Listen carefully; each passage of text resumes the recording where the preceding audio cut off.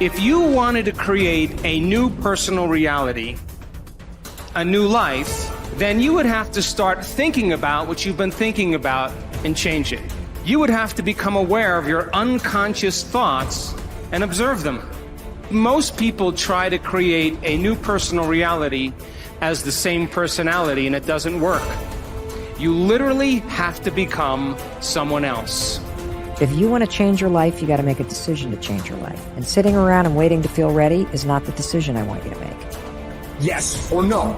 Make the binary code decision. Yes or no. It's a commitment. It's not a feeling. Commitments don't have nothing to do with your feelings. You do it because you're supposed to. So as you're looking at the choices that are before you, where you've got a path that's well trodden, you've got a path that literally is invisible and won't become something until you step on it. You have to understand that that's what this life is meant to be, and that the only frustration that you will look back on with tremendous regret is knowing that you did what was easy, even though it wasn't you. You can do anything you want without limitation. Whatever it is that you decide you want to make come true in your life, you can do that. It is going to take an inhuman amount of work. You're going to have to be prepared to break yourself in half. You are going to have to learn more than anyone has ever learned. You're going to have to push yourself harder than anyone has ever asked you to push yourself before. You're going to go way beyond your breaking point. And why? Because as Malcolm X said, the future belongs to those who prepare for it today. In this life, to be successful, you always need to stay ready. Because your opportunity will come and go before you even know it. These are the moments, the opportunities that will come and pass us by. And it's about taking the time to prepare so we can capture the moment, so that we can win that very moment.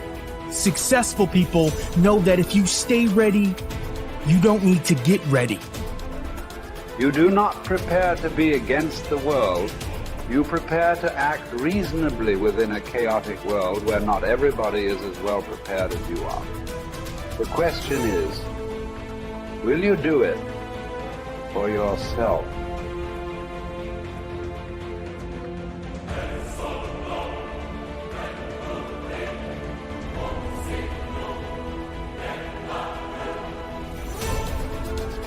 Manifesting is intentionally training your brain and your nervous system to believe in something that hasn't happened yet. That's what manifesting is. Manifesting is a power tool. It's backed by neuroscience. It is backed by years of research. And when used properly, it helps you achieve your goals because it helps you prepare to do the work. I use science-backed manifesting tools every single day to shut down the negative conversations in my life and to live a big life and to take big risks. And dude, Olympic athletes use manifesting. And we're going to get into how Olympic athletes and the world's leading, business leaders and successful people everywhere use it. But I'm telling you right now, the way you shut down your internal conversation that is holding you back is manifesting. Manifesting is one of the first things you have to learn how to do to get started on making this a reality. So what is manifesting? Manifesting is mentally training for getting what you want. That's all that it is. It is part of the toolkit that successful people around the world use. Let me tell you what manifesting is not. Manifesting is not thinking thoughts and then hoping they come true. That is what people do on their 7th birthday, and they blow out the candles. That is not what we are doing here. Manifesting is based in neuroscience. It is a tool that you are going to use precisely, intentionally, systematically, with purpose. Because you use manifesting to rewire your mind and your body and your spirit to help you do the work to achieve your dreams.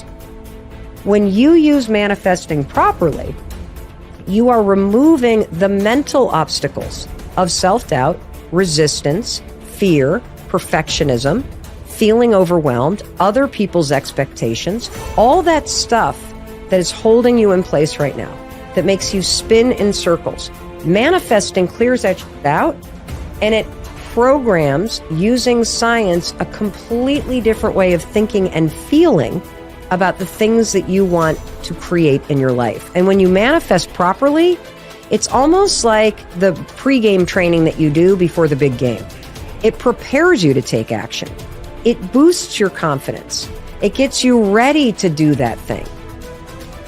There's 3 P's that you got to annihilate, crush, or destroy if they're getting in the way of your progress in a relationship or your career or your happiness or your health. These are the 3 P's that make learned helplessness. Number 1, you think the problem is permanent. Once you've had enough disappointment, sometimes your brain doesn't want to get disappointed, so it's a permanent problem. Please write down, no problem is permanent, only your soul is permanent. Nothing's forever. Everything changes, everything eventually ends, and something new begins. That's part of life. Those are the seasons of life. The second P that keeps people in learned helplessness so they don't change, this belief's got to be annihilated, broken through, and that it's pervasive. That means that because my relationship's not great, my whole life is horrible. And you're forgetting you do have health, or you do have friends, or you do have a job, or you do have whatever. I can breathe. And the third one is we think the problem is personal. There's something wrong with me. And if you start believing that, it becomes self-fulfilling. You give up. See, I'm not good enough. I'm not beautiful enough. I'm not smart enough. I always screw it up. So those 3 P's got to be destroyed. If we don't have a sense of purpose, then you're doing the thing you're doing just for the sake of doing it, right? Like I'm making money just for the sake of money. I'm turning this wrench just for the sake of turning this wrench. And when we do things that contribute to something else, contribute to something bigger, it gives our lives and our work meaning. And when we have a sense of meaning, when we have a sense of purpose, it does many, many things to us. It builds our self-confidence. It makes us better decision makers. It makes us better in relationships. And at the end of the day, it makes us enjoy our lives and find fulfillment in our work. And I think so often, and I think there's a lot of people don't think about it this way. They don't think about what's the purpose of all of this. What's the reason I'm doing all of this? We usually default to, I got to pay my bills. That's a function, because I was told to do it. Because everybody has to work, or because I'm just trying to, I want to make this company the biggest or the best. To what end? To what value? And so to truly understand purpose, I think, like I said, it sort of just has positive effects all over the place. In the real world, we miss. Sometimes by a lot, but we have to keep trying. The more we work on it, the better we get. The more shots we take, the more times we'll hit the target and the more good we'll do. When a philosopher, he said, is exhorting, persuading, rebuking, or discussing some aspect of philosophy, if the audience pour forth trite and commonplace words of praise in their enthusiasm and unrestraint, if they even shout, if they gesticulate, if they are moved and aroused and swayed by the charm of his words, by the rhythm of his phrases, and by certain rhetorical repetitions, then you may know that both the speaker and his audience are wasting their time, and that they are not hearing a philosopher speaking but a flute player performing. But this inner battle,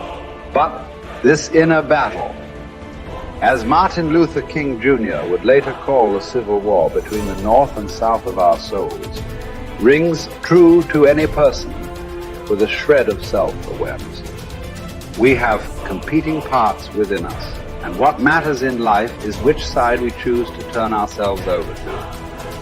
One must design one's life, Posidonius said, to live contemplating the truth and order of the universe, and promoting it as much as possible, being led in no respect by the irrational part of the soul comes his way. A wise man can make use of whatever comes his way, he said, but is in want of nothing.